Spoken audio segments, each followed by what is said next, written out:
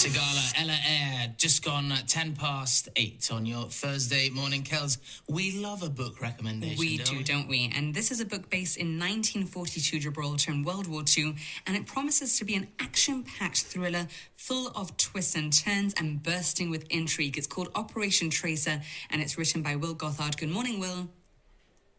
Hi, good morning. What an introduction. The book now needs to live up to it. Yeah, I'm sure it does. But I hope it does. It is full of twists and turns and murder and spying, and if I tell you any more, I'll probably have give to too much away. Oh wow, wasn't expecting that. So, Will, why Gibraltar? Why this story? Well, actually, I found out about the story from Ash Mayer, a police officer in Gibraltar. And he gave me the idea of the story. He'd written something in the Surrey Inglés about it. And as soon as he told me about it, I knew I had to write that book because it was just too good. I mean, without doing too many spoilers, I think that people in Gibraltar know about the Stay Behind Cave.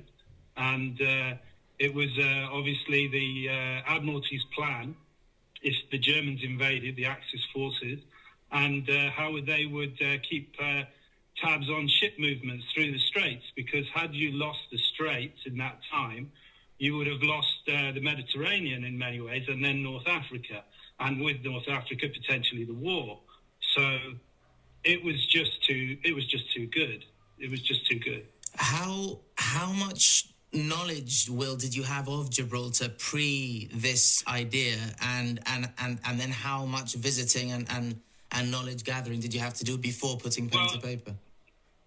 Yeah, I did a lot. I love the research, maybe more than writing the book. The research is just fascinating. I mean, I had a lot of help from Philip Smith at the Gibraltar Museum and Ralph Capuro, local historian, and also the children of Dr. Bruce Cooper, who was the last remaining member of the actual Tracer mission, because it was the book is based on a real life mission, which was never enacted, but because the Germans never came. But the fun part of the research for me is going to Gibraltar, walking around and peering round corners and seeing who you can shoot from where you can shoot them. And, working out just looking at the detail, and getting the detail. That's a lot of fun. And so is researching things like being shot, I mean, I've never been shot, and most people haven't. So how does it feel to be shot? Because when you're in the point of view of a character, you want to know how they're feeling. And so you've got to get that right. And so I did a lot of research on that kind of thing. And also, I have a character who's being strangled, and I'm in that character's internal monologue. So, that was an interesting piece of research as well. Although my wife, she offered to help me with that piece. I was going to say, a lot of violent research. I don't know how worrying that is for those close to you.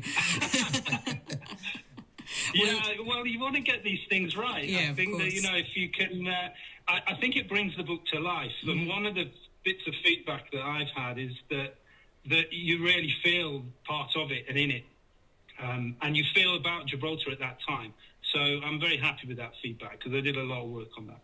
Your website, Will, you mention Ian Fleming, James Bond's Ian Fleming, as an inspiration. So how do you balance this research? And of course, it is based on a real event. So how do you balance that research and those facts with the drama and keeping it, full of twists and turns and enticing for the reader? Well, Ian Fleming as an inspiration is partly because Ian Fleming was a real life spy. He was the assistant to the Director of Naval Intelligence, Sir John Henry Godfrey, back during the war. And Operation Tracer was his brainchild. He came up with the idea, and it never was enacted. But many of Bond's stories, Fleming's Bond stories, are based on his experience as a spy. And so that one, the one in Gibraltar, he could never write about because it was top secret after he died.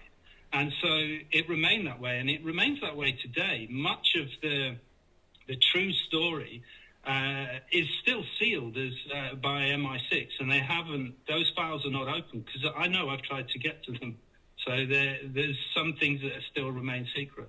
Will, there's the old expression, don't judge a book by its cover, but let's face it, I do.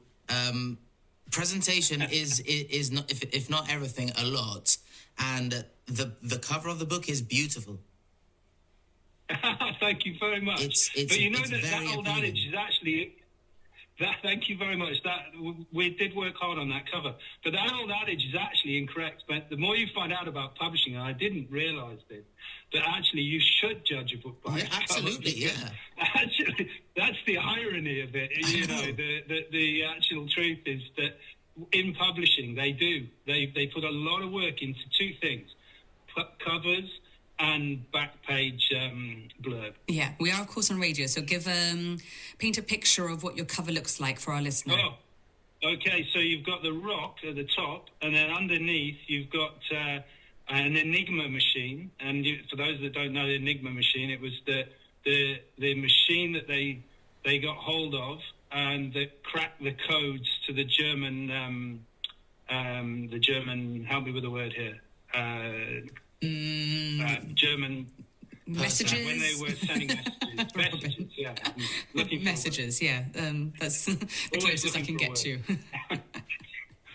Yeah. So, but yeah, the cover is very important. And the funny thing about that cover, actually, which I will tell you, is that there's some hidden secrets in that cover. Oh, okay. Because my first novel, I put some in there as well, and I'm going to put some in the third and the fourth. And then I'm going to write a novel that connects them all up, and there'll be some kind of hidden treasure at the end of it. So I'm going to turn the books into treasure hunts. Look, Will, because they all kind of have this element. We're sold. I've got a proposal for you. If you are to be if you are to be writing 1, 2, 3, 4 books centering around Gibraltar, look, we've given you your time. How about we ask that you somehow include Radio Gibraltar in one of those novels? Back to World War II. Just the most subtle of mentions.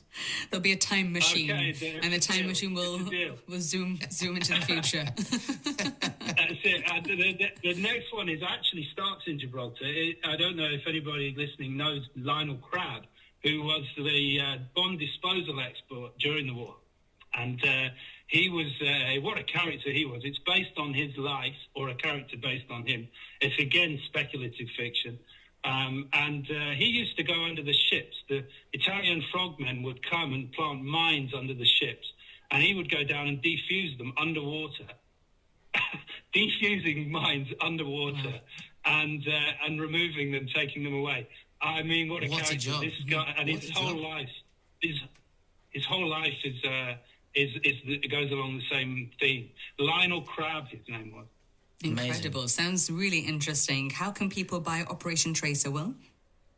They can get it at the Heritage Trust bookshop or at BookGem, opposite Gibraltar International Bank.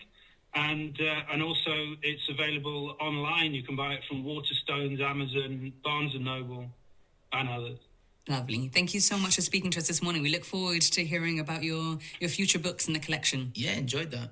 Well, thank you very much for having me on, and I hope anyone who invests in a copy of Operation Tracer enjoys it. Well, we're going to give you the reins just one last time. Would you prefer to hear Craig David in 7 Days or a bit of Marshmallow and Halsey? Oh, I don't know either, so I'm going for a marshmallow. Just because it sounds tastier. That sounds just too good not to play. Good stuff. We'll go with it. By the way, who's not heard of Craig David? But I don't watch television. I spend most of the time... You've been researching Operation Tracer for years, Robin. Too much time writing, Will. Too much time writing. It's just not my genre. I'm just living in another world. Will Gothard, thank you so much for your time. Have a good day. Thank you. Bye-bye. Bye.